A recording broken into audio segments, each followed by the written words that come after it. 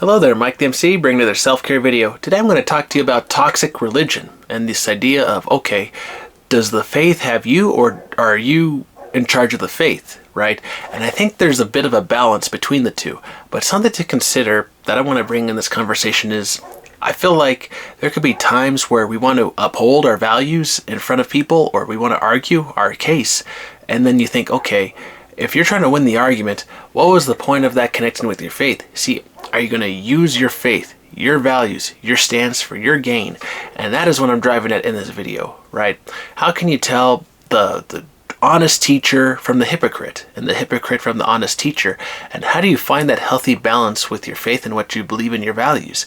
And yeah, share in the comments. I want this video to really be entertaining as far as, okay, what do you think makes it very healthy for you to live by in respect to religious values?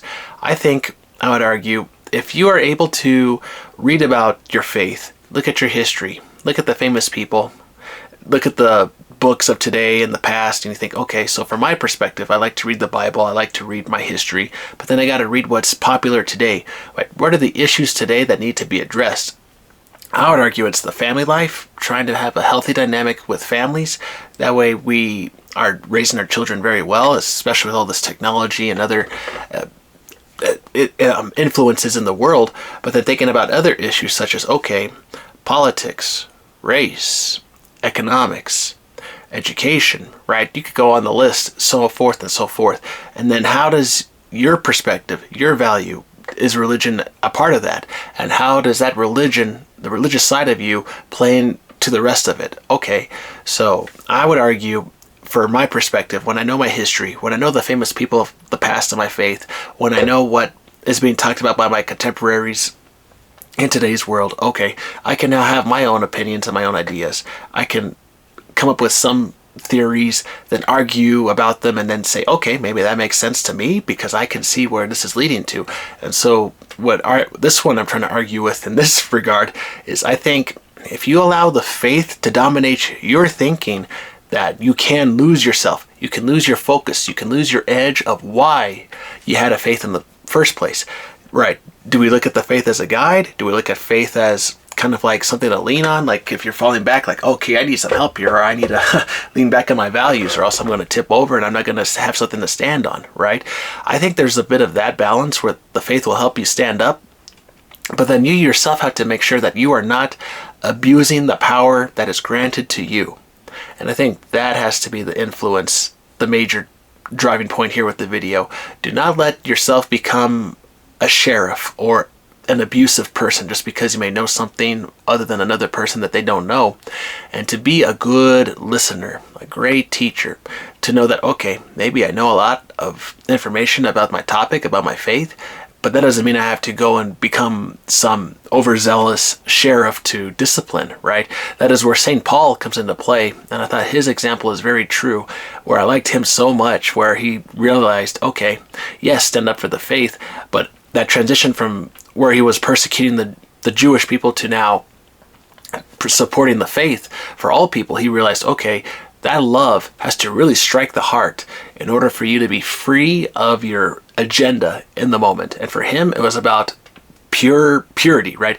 A pure idea of what to do to follow the faith that he grew up by from his perspective. But then when our Lord knocked him off the horse, knocked him off his pride, and then the heart opened up and it was like, wow, the knowledge came back into play. He started to realize, wow, there's more to life than just pure discipline.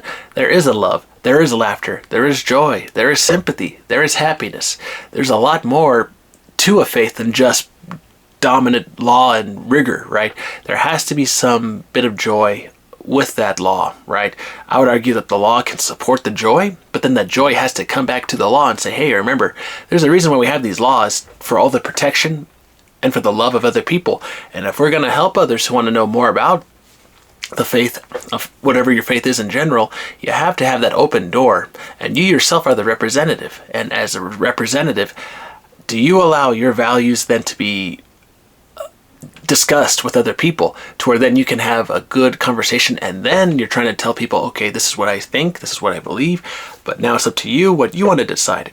And to me, that is true love in the sense that you are allowing people to come up with their own thoughts and ideas, and you're allowing them to talk back to you about what they can conclude with, what they can come up with, a theory about faith. And I think there is so much to be said about that. And then when you have those healthy conversations in front of other people, and other people are listening and chiming in, they're like, wow, okay, I didn't think of it like that. That was really cool what you said about that, about this topic. Then people are having ideas shared among each other, and people are happy. They're giddy, right? They're starting to say things that they're like, wow, I'm encouraged to say these ideas because you're saying it first, so I want to say my idea now, see? And now the fire is within the group, and everyone wants to share, and that is a beautiful thing to look at, to witness, and I think that's something that should not be overlooked. And so, just going back, does the faith have you, or do you have the faith? And which one dominates the other, or should you have a balance? And where do your values stand? Do you abuse them, or do you teach with love with respect to those values?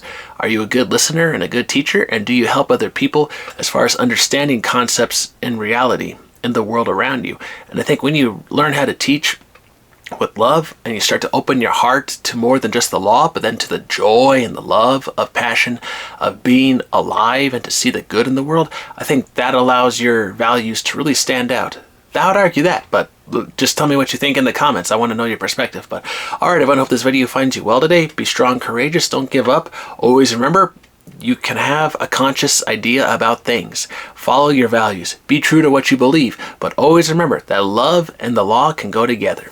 They need each other in order for you to flourish.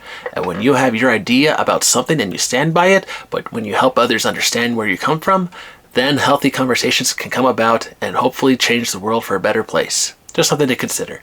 Alright, everyone. Hope this video finds you well today. Take care. Have a good one.